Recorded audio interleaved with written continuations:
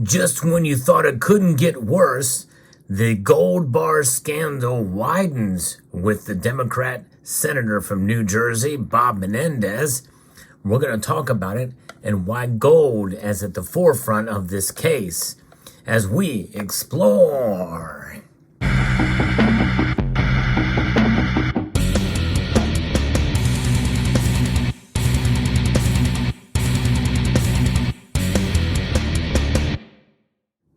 Part of what I like to do on this channel is to bring you the latest news whenever there's precious metals involved.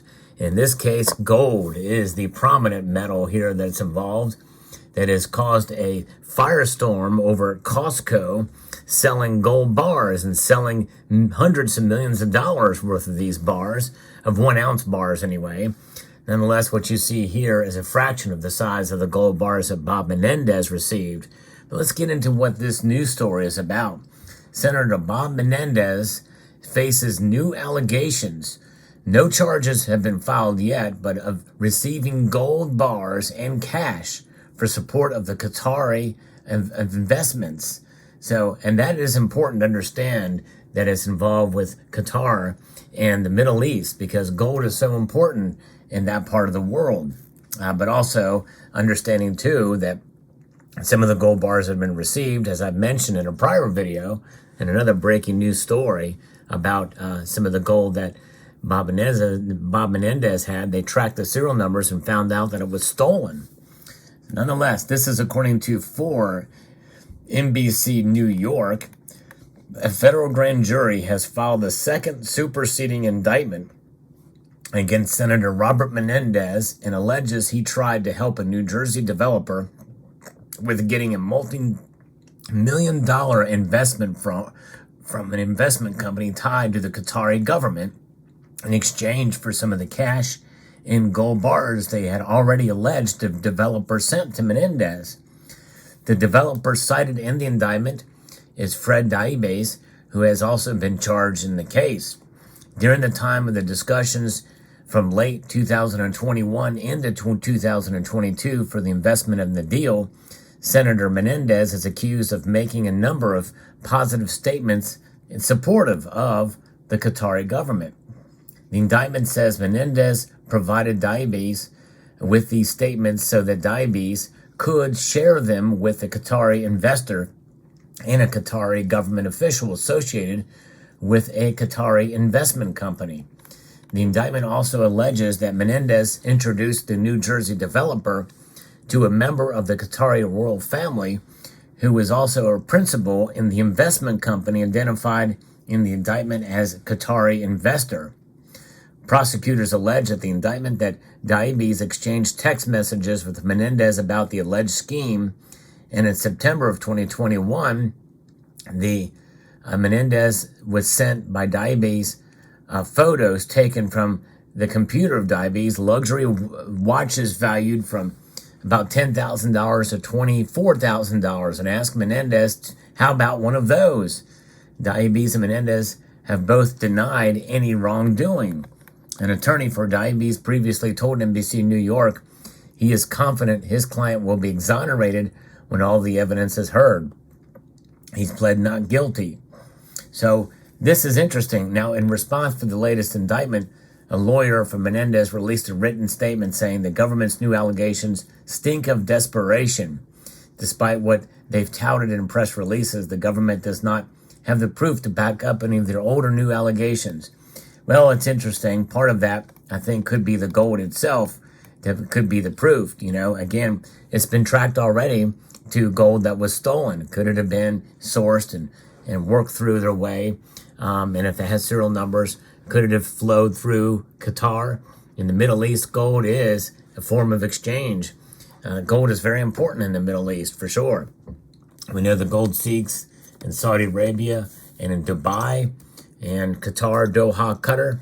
We know gold is very, very important in that part of the world. And so it does not surprise me how this has become the centerpiece. But the reality of it is people in the East in general, including the Middle East, they know that gold is the soundest of all money that's out there. So much so that in April of 2019, even the Central Bank of Central Bankers which is the Bank of International Settlements, has relegated it and upgraded it from a tier 3 asset to a tier 1 asset. So that, I think, is quite impressive for sure. So what an amazing thing. And by the way, the irony of this story is not lost, as it was breaking news.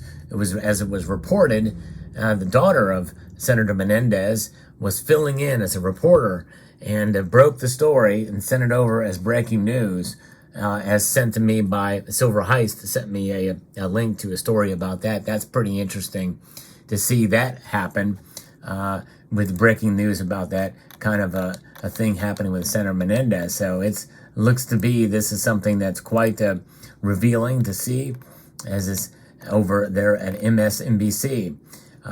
So Alicia Menendez is her name, and definitely was in an awkward position, no question about that, when this had occurred. So just goes to show you how enveloped this is throughout this whole case. And it continues to draw attention to not only the corruption of some of our politicians, but also exposes the incorruptibility of gold. Gold is just a tool. It's an asset, but it's also money, and it's a stable, safe store of value. So even when precious metals dip, gold tends to dip less. In fact, it is still comfortably above $2,000 an ounce now. But likely, if Senator Menendez would have gotten that gold legally and justifiably, he would have been sitting pretty, because of the legislation that he votes for is doing more to actually devalue the dollars that you see underneath this gold. They're worth much less than they were back at the time when a lot of these charges and allegations were made. Again, these are just allegations at this point, but nonetheless, we'll keep tracking this story.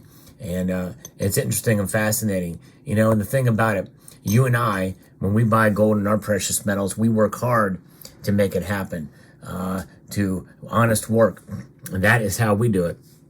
Why can't our politicians do the same thing? Instead, these politicians, well, they create legislation that in turn does more to devalue these dollars that we work so hard for, robbing us blind, so that every single one of these is worth less and less, month over month, year over year.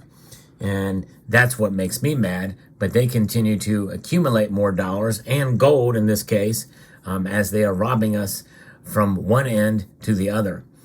Corruption is something that is paramount, which is why I think it's a good idea probably to have term limits on some of these politicians, so they don't build up so much power. Absolute power corrupts, absolutely, as is once said, the old axiom. Therefore, so interesting news story here about gold. Now, one thing is for sure, as this story does make its rounds, and every time gold is mentioned in the news and on the most famous podcast on earth, Joe Rogan, well, people are starting to wake up. More and more people are starting to wake up to what gold is, and by extension, silver as well. So there's always a silver lining to a news story about gold, even if it's related to crime. Yes, indeed. So this should encourage you all that if you have gold, hold on to it. And, gold that has serial numbers on it like this is 1/10 of the size of the gold bars that are held in Menendez's possession, at least for a time, in his coat pocket, apparently. But they have serial numbers, and they can be tracked, just like this one to an extent. From the manufacturer, they know that this is 207163, and unless I melt this down or sand off that serial number, which I wouldn't do because I'll lose actually some gold in this, because this thing weighs exactly 100 grams, 1/10 of a kilo size. Pretty interesting, but nonetheless, there it is. So what are your thoughts about this story and about gold and how it affects and how it makes its way through the news cycle? Especially in these times of high inflation. People are looking for alternatives, a way. You can take your money and put it in a speculative asset or stock or bond, or you can put your money into gold that has proven itself for thousands of years. Either way, diversification is probably a good thing if you want to invest, but I think it's good to have some sort of hedge, some sort of protection against all the madness that we find ourselves in with regards to what's going on with our politicians, with our government, with geopolitics, and everything else in the economy these days. So I hope you found this video informative, insightful, and educational. I'd like to extend a multitude of gratitude to each and every one of you for taking the time to watch this video. And thanks again to Silver Heist for sharing with me the other story about how his daughter was caught. I think that was pretty funny that his daughter was in an awkward position to report on this.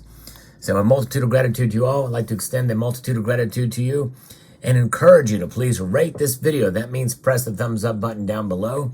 Share it with any and everybody that you can think of that might be interested in a story like this. Comment and subscribe.